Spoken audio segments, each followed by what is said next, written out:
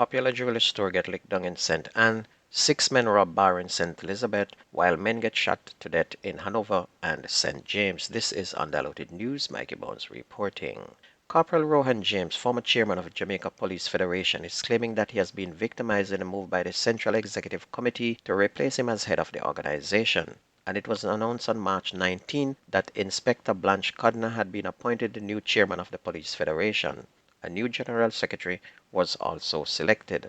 But in a letter addressed to rank-and-file members of the Jamaica Constabulary Force on Monday, Corporal James said he felt it imperative to break his silence on the recent developments. Corporal James has accused the current Central Executive Committee of betraying and sacrificing him as a result of his uncompromising stance regarding the well-being of the rank-and-file membership. He is claiming that there was collusion with the police high command to have him replaced at the Central Committee, even as his case against the high command progresses through the courts. He was indicted last year after he criticized the police high command for failing to pay overtime money due to members of the police force. Meanwhile, National Security Minister Dr. Horace Chang said he is encouraged that the U.S. legislators are turning their attention to the impact of guns from the U.S. on the lives of Caribbean people. And his comment follows news that a bill was introduced in the United States Congress to address the worrying number of illegal firearms that end up in many Caribbean nations where murder rates far outpace global averages. Dr. Chang in response said that it's good to see the U.S. Congress taking some action to manage the flow of illegal firearms into the Caribbean. The St. James police have charged 3 men and a woman with breaches of the Firearms Act in relation to an incident that occurred on a beach in Montego Bay in the parish early on Monday, April 1st. Charged with possession of a prohibited weapon and unauthorized possession of ammunition are 26-year-old Kenroy Gale, 28-year-old Shaquille Williams, 19-year-old Tian Blake, and 23-year-old Shian Lee Bennett.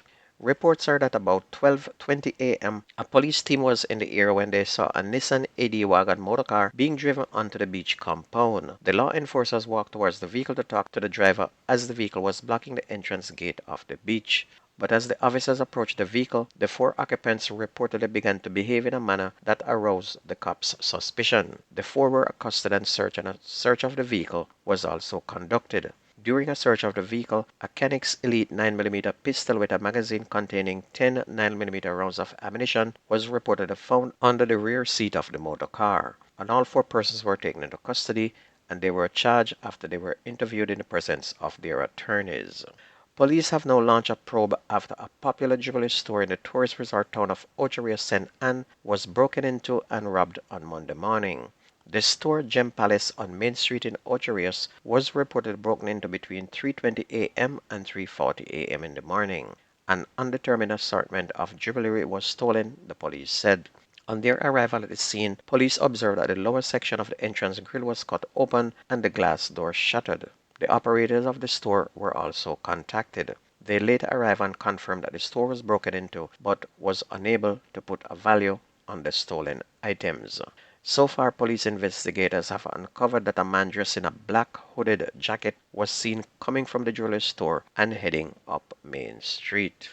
The police in St. Elizabeth are now seeking the public's help to find 6 men who robbed a business establishment in the Goshen area of the parish last Wednesday and assaulted patrons.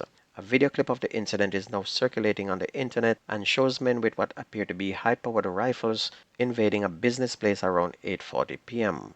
While some of the men were recorded removing gaming boxes and robbing the place, at least one is observed kicking one of the individuals inside the establishment. The police have since confirmed that a case of robbery with aggravation and unlawful wounding took place on Wednesday at the bar. And the information released by the police is that about 8:40 on March 27, about 6 men armed with rifles and handgun were seen running towards the bar from a section of an unfinished house to the side of the building where they reportedly jumped a fence to gain access to the compound. Meanwhile, police in Hanover are probing a bizarre incident in which a shopkeeper was shot dead and another man injured at Mount Pelier district in Sandy Bay, Hanover on Sunday night. An illegal firearm was also seized and a motor car was shot up during the incident, the police said. The dead man has been identified as 63-year-old Clinton Moody, a shopkeeper from the district. The injured man, who is 76 years old, has since been treated at hospital. And it was reported that about 8:05 p.m., a man was seated in his parked black 2012 Toyota Mark X at a shop operated by Moody. and he reportedly heard several loud explosions and immediately drove away. His vehicle later developed mechanical difficulties and he abandoned it and ran towards his home. Several shots hit the vehicle. When the shooting subsided, Moody was seen lying on his back over the shop counter with what appeared to be gunshot wounds to his upper body. The other man in the shop was seen suffering from a gunshot wound to his left hand. The police were then summoned and on arrival seized a rusty-looking Browning double-action 9mm pistol with a magazine containing 5 cartridges next to Moody. The injured man was subsequently taken to hospital for treatment. Moody was later transported to the Noel's Homes Hospital in Lucy, where he was pronounced dead.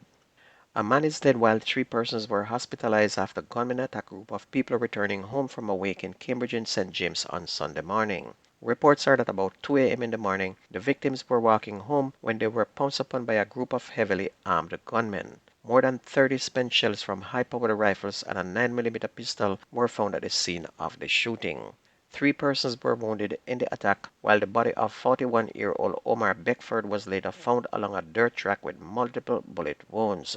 The other victims, aged 17, 16, and 23, were hospitalized for treatment.